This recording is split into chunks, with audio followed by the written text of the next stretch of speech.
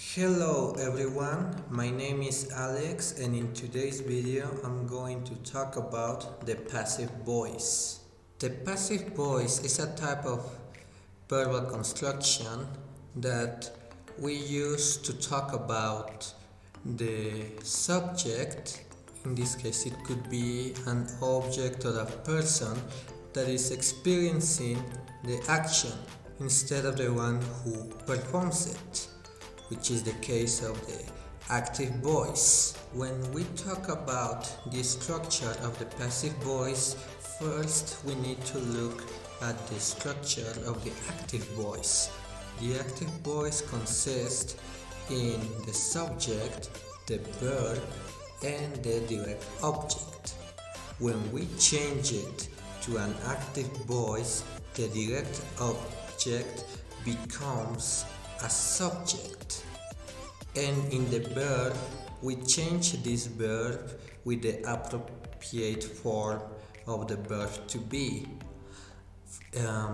That's it for an example, that if the verb is conjugated in the past tense, we need to conjugate the verb to be in the past tense, followed by the past participle of what used to be the main verb, and it is still the main verb.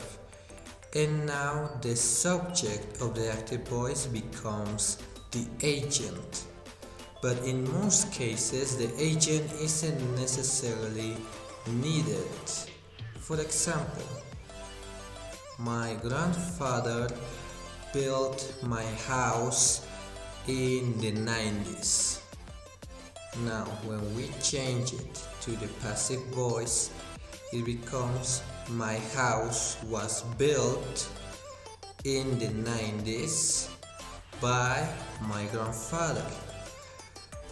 You see, the agent, which in this case is my father, is no longer needed. But if we want to mention it, we mention it. As I said before, the agent isn't necessarily needed, but we can mention it, especially if it's talking about someone famous. For example, the movie Jurassic Park was directed by Steven Spielberg. Or, for example, the album Speak Now was written entirely by Taylor Swift.